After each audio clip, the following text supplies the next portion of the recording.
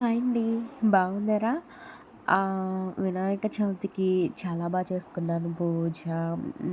చక్కగా వీడియో కూడా పూజా విధానంకి ముందు, పూజ అయిపోయిన తర్వాత అలా నీట్‌గా తీసుకున్నాను. ఆ వీడియో అయితే అప్‌లోడ్ చేద్దాం అనుకున్నానండి. మంచిగా. కాకపోతే ఇది అప్‌లోడ్ చేస్తానని అస్సలు అనుకోలేదు. ఇది మీరు వరలక్ష్మి వ్రతానికి నేను ఇలా క్లీన్ చేసుకున్నాను. అంటే నీట్‌గా ఇలా చేసేసుకొని ముగ్గులు పెట్టుకున్నానని చూసారు కదా! ఇది ఎందుకు చూపిస్తున్నానంటే వరలక్ష్మి పూజ అయిన సాయంత్రమేనండి. మాకిలా చిన్న కలవలా వచ్చేసిందనమాట. మళ్ళీ ఆ రోజు సాయంత్రమే వర్షం పడిపోయి, అబ్బా! చాలా కష్టపడి వేసుకున్నానే అని అనుకున్నాను. తర్వాత మళ్ళీ వెంటనే చవితి వచ్చేసింది. అమ్మ మళ్ళీ నాకు అనిపించింది అమ్మ గూడా కల్లాపుతో చక్కగా మళ్ళీ ముగ్గులు పెట్టు అనంటే నాకు కొంచెం ఇకంత ఇంట్రెస్ట్ లేదండి పెట్టడం. సాయంత్రం వర్షం రావడం, పోనీలే ఈ వర్షాకాలం 4 రోజులు ఇలాగా వదిలేసి తర్వాత నుంచి చూసుకుందాం అనుకున్నాను.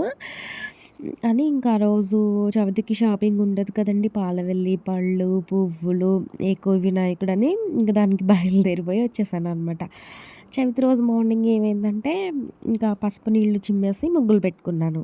చవితి వీడియో పెడదాము చక్కగా అందంగా అని చెప్పేసి. ఆ రోజు సాయంత్రం అనమాట 2 ఆ టైంకి ఇలా వర్షం స్టార్ట్ అయిందండి. నేను అంతకు ముందు చూయించిందేమో వరలక్ష్మి పూజ సాయంత్రం. ఈ వీడియో మాత్రం చవితి రోజు 2-2:30 మధ్యలో అండి. ఇలా వర్షం పడుతూ ఉంది. నేను అనుకున్నాను, అమ్మో! ఇలా ముగ్గు పెట్టి ఇలా చేసుంటే ఇంకా నేను ఆహ్, చాలా హర్ట్ అయ్యేదాన్ని. ఇంత కష్టపడ్డాను ఏంట్రా అని అనుకున్నాను. ఇక అసల కళ్ళ ముందేనండి వర్షం ఇంకసలు చినుకులు కూడా ఒక పెద్ద చుక్కలండి. ఎప్పుడూ నేనంత వర్షాన్ని అమ్మో! ఇంకసలు బీభత్సం అనమాట. ఆగకుండా పడిపోయిందండి. ఆ వర్షానికి ఒకేసారి వచ్చేసిందనమాట ఇలా వరద. అయితే ఒకటి వర్షం పడితే కంపల్సరీ వరద అని ఎక్స్‌పెక్ట్ చేసేసాం మేము. కానీ అమ్మో! మరీ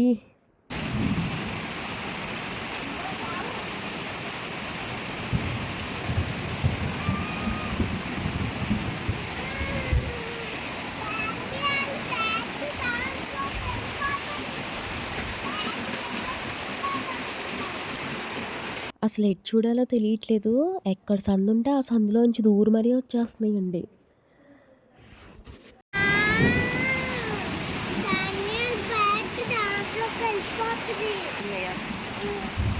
ఇది కూడా ఎక్స్‌పెక్ట్ చేయలేదండి ఇంత వరదొచ్చేస్తదని. ఇక ఎటు సర్దుకోవాలో తెలియక అలా అరుగు మీదకి సర్దుకుందనమాట. ఈ సందులో నుంచయితే వాటర్ ప్రెజెంట్ రావట్లేదు. అంతకు ముందే భోంచేసేసి ఎండండి పొద్దున్న చవితి నాడు. సర్లే ఇక ఆఫ్టర్‌నూన్ కూడా ఎండ ఉంది. సర్లే అని ఇక అంట్లుంటాయి కదండీ! క్లీన్ చేసేసినవి ఇంక అలా కుండీ దగ్గర వదిలేసామనమాట. కొంచెం డ్రై అవుతాయని. ఈ కంగారులో ఇంకా అవి కూడా తెచ్చుకోవడం మర్చిపోయాము. ఏంటమ్మా? తుక్కు.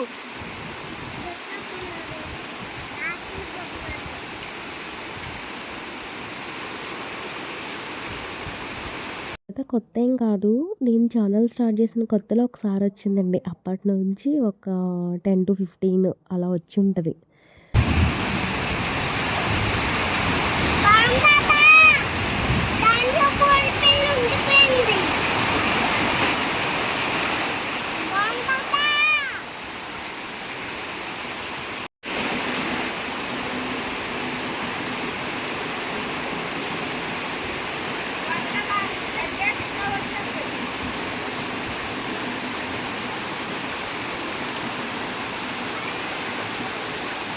ఆ 10, 15 సార్లు వరదన్నాను కదండీ! ఆ 10, 15 మాత్రం అసలు ఇలా లేదండి. కొంచెం నయం అనిపించింది అదే దీని మీద. అంత వచ్చేసింది. ఇంకసలు విజయవాడ అలా కనిపించేసిందండి నాకు కళ్ళ ముందు. అమ్మోయ్! అని ఇంకా ఎక్కడికో వెళ్ళిపోయింది ఆలోచన అయితే మాత్రం.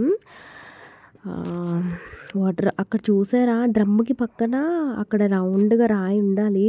ముందొచ్చినవి వాటర్ ఏమీ కూడా ఆ రాయి కింద నుంచి ఎళ్ళాయి కానీ అసలు పైకి ఎక్కేవి కాదండి. ఇది అంతకు మించి కదా! ఇక రాయిని కూడా పట్టుకెళ్ళిపోద్దేమో చూడాలి. ఇంటి ముందు పరిస్థితి అదైతే ఇంటి వెనకాల పరిస్థితి అండి ఇది. అసలు ఇది కూడా ఎక్కేది కాదు. ఒక్కసారి ఎక్కింది తక్కువ. ఇదైతే ఇంకా పొలోమంటూ ఇంక అసలు అలా వెళ్తానే ఉంది కాలవ. చెట్టు దగ్గర మొత్తం నిండిపోయి అవంతా ఇంటికి పైవైపు నుంచి వచ్చేసి ఈ ఇదిలో పైనుంచి వెళ్ళిపోయి కింద సందులోంచి వెళ్ళిపోయి ఇక మా ఇల్లు మొత్తం ఇక చెప్పాలంటే 4 వైపుల నుంచి వెళ్ళిపోతున్నాయండి నీళ్ళు. ఒక మాదిరిగా కాదు, చాలా స్పీడ్గా వచ్చేస్తున్నాయి.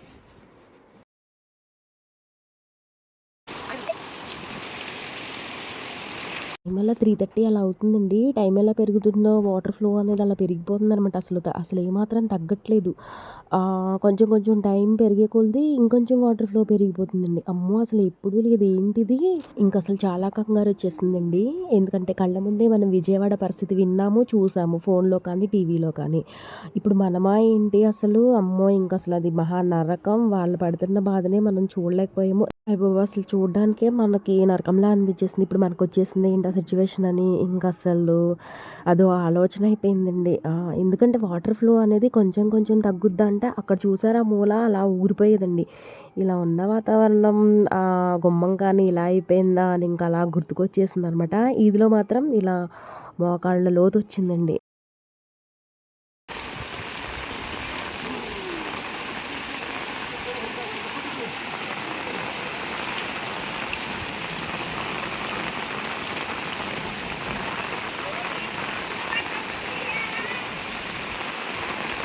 ఇంటికున్న పైవైపు సందు.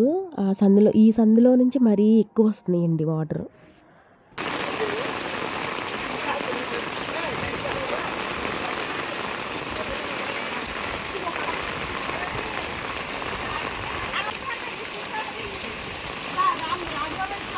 ఇది ఫ్లో పెరిగిపోతుంది అన్నాను కదా! అన్న దాని మీద ఇంకొంచెం పెరిగిందండి. అటువైపు కట్టలా ఉంటదనమాట. అది తెగేసి ఇంకా వచ్చిన ఫ్లోకి తెగిపోయిందనమాట. తెగేసి పొర్లుకుంటా వెళ్ళిపోతున్నాయండి నీళ్ళు. ఎంత లోతొచ్చేసింది చూసారా?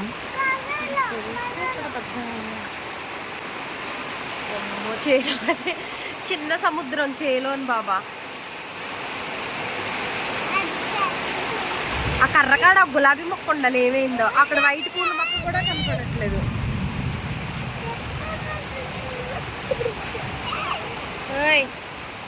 హీట్ ఫ్లో మాత్రం ఇక్కడ బాగా తెలుస్తుందండి. వర్షం తగ్గాక నాకు తెలిసి ఇక్కడ ఒక పెద్ద గుంటలాగే పడిపోతుంది అనమాట.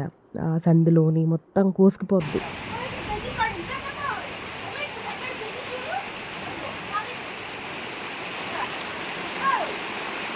దగ్గరున్న కొన్ని పుల్లలు అలా నుంచోపెట్టాము. అవి కూడా స్వాహ అండి. దీనిపై ఇది కూడా వెళ్ళిపోయింది. ఇప్పుడు మేము చూసుకోలేదు అసలు అది. ఇక్కడ పెద్ద రోలు ఉండాలి. అక్కడ పెద్దదే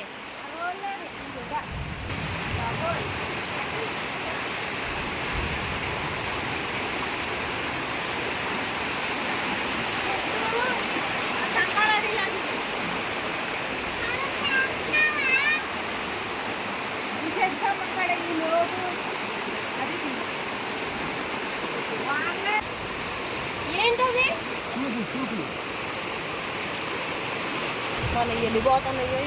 బాబు అక్కడ ప్యాషన్ ఫ్రూట్ ఉండాలి చెట్టు. సగం ములిగినట్టు అనిపిస్తుంది. బాబా అరిగెత్తున వచ్చేస్తున్నాయి నీళ్ళు.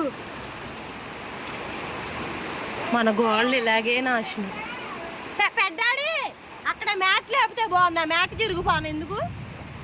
అక్కడ మ్యాట్ అన్న లేకపోతే చిరుగుపోద్ది. కుదేపు ఉంటాయి.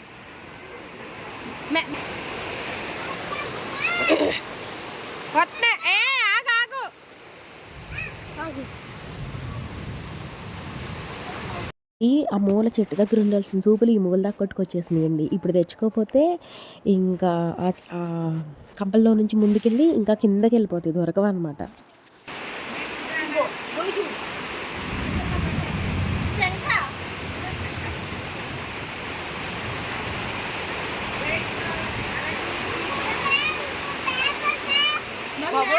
పైకి ఎక్కేసింది. అదే పైకి ఎక్కేసింది శుభ్రంగానే. బాబోయ్ అమ్మో గోదావరి అమ్మ తల్లి. ఈ నీళ్ళన్నీ ఎక్కడయ్యా బాబా? అస్సలు 4:30 కూడా దాటేసిందండి. గంట పెరిగే కొద్దీ నీరు ఇంకా ప్రవాహం పెరిగిపోతుంది కానీ అసలు ఎక్కడి నుంచి వచ్చినాయిరా బాబు ఇన్ని నీళ్ళు అనుకున్నాము. ఎప్పుడూ లేవన్నమాట ఇంత బీభత్సంగాను. అక్కడ పొద్దున పట్టుకున్నాం గ్రీన్ కలర్ డ్రమ్ము. ఆ డ్రమ్ము కూడా వెళ్ళిపోద్దేమోనని మా అమ్మ మోసుకొచ్చేయమంటున్నారు. డ్రమ్ము కాదు, ఫస్ట్ నేను వెళ్ళిపోయేలా ఉన్నాను, అంత స్పీడ్గా వచ్చేస్తున్నాయి అని ఇంకా అలా నుంచుని చూస్తున్నాం అనమాట. సర్లే ఏ వర్షం తగ్గాక ఏ తోటలోనే ఇరుక్కుంటే వెళ్ళి లాక్కొచ్చుకోవచ్చులే అని ఇంకా నేనైతే ధైర్యం చేసి అసలు వెళ్ళలేదు. సరిచి ఇక్కడ పెద్ద గొయ్యి పడిపోద్ది వర్షం తగ్గాకనే. నువ్వు చెక్కలోంచి జారకు, నాకు బ్యాలెన్స్ సరిపోదు. అయ్యయ్యో. ఆ ఇంటికి రోడ్డు మీదకి వెళ్ళాలంటే ఇది ఇంకొక దారండి. ఇదొకటి చెట్టు దగ్గరది ఒకటి, రెండు పూర్తిగా నీళ్ళతో మునిగిపోయినాయి. రోడ్డు మీదకి వెళ్ళి చూద్దాము, చాలా వర్షం పడిపోయింది కదా అని వెళ్ళాం మేము. ఇంకా వర్షం అప్పుడు దాకా పడి తగ్గింది కదా, అందరూ వచ్చి చూస్తున్నారు అనమాట రోడ్డు మీద. అయితే మీ ఇంట్లోకి వచ్చేసిన నీళ్ళు అని అడిగేస్తున్నారు అనమాట. వాళ్ళకి తెలిసిపోయింది వర్షం వస్తే బాగా ఎఫెక్ట్ అయ్యేది మాదని. కానీ మా దాంతో పాటు పైన స్టార్టింగ్లో ఒక ఇల్లు ఉంటుందండి, ఆ ఇంటికి కూడా మాకులాగే లోపలికి వెళ్ళిపోయినాయి నీళ్ళు. అవును బండి అలా అనే పెట్టాడు తాతయ్య. వెళ్ళిపోతుంది బండి. రోడ్ మీద నుంచి వచ్చిన నీళ్ళు, ఆ మూల చేలో నుంచి వచ్చిన నీళ్ళు, ఇవన్నీ వెళ్ళడానికి మా ఇంటి వెనక వైపు నుంచి మా ఇంటి ముందు వైపు నుంచే ఉందండి. ఇంకా డౌన్ అటే కదా, అటే వెళ్ళిపోతుంది మొత్తం అన్నీని. మా బుడ్డిదైతే ఇది బీచ్ అనుకుని నీళ్ళు స్టార్ట్ అయినప్పటి నుంచి దింపమంటుందండి. దానికి తెలియదు కదా ఇది బీచ్ కాదు వరదని. ఇక రాళ్ళేసి ఆ గట్టు మీద ఆడుకుంటుంది. ఈ పైన వాళ్ళందరూ వెళ్తున్నారు చూడండి. మా ఇంటితో పాటు పైన ఎఫెక్ట్ అయింది అన్నాను కదా, ఆ ఇంటిని చూడడానికి. ఇప్పుడు ప్రశాంతంగా ఉందండి రోడ్డు. అసలు వర్షం వచ్చినప్పుడు ప్రళయం అనమాట, ప్రకృతి ప్రళయం అంటారు కదా, అలా ఒకేసారి వర్షం ప్రళయం చేసేసిందండి. వర్షం అయితే తగ్గింది, నీళ్లు రావడం అయితే తగ్గలేదు. నాకు తెలిసి రేపటికి ఇల్లు పరిస్థితి ఎలా ఉంటుందో, మొత్తం గుంటలు పడిపోద్ది అనుకున్నాము. వర్షం అటువైపు సందులో ఉన్న నీళ్లు కింద పునాదిలో నుంచి ఇటువైపు సందులోకి ఇలా పైకి ఇలా వచ్చేస్తున్నాయండి. సౌండ్ లేదు మాకు, ఏమైపోయింది కింద మొత్తం నీళ్ళు అలా స్టాక్ ఉండిపోయిందా ఏంటి అని చూస్తున్నాము. ఈ సందంతా అదే పరిస్థితి. కాకపోతే ఒకటండి, విజయవాడతో పోల్చుకుంటే ఇది చాలా తక్కువ అనిపించింది నాకు. ఇంకా వీడియో మొత్తం చూశారు కదా, వీడియోని లైక్ అండ్ షేర్ చేయండి, ఛానల్ని సబ్స్క్రైబ్ చేసుకోవడం అస్సలు మర్చిపోవద్దు. మరొక వీడియోతో మళ్ళీ కలుద్దాం. బాయ్.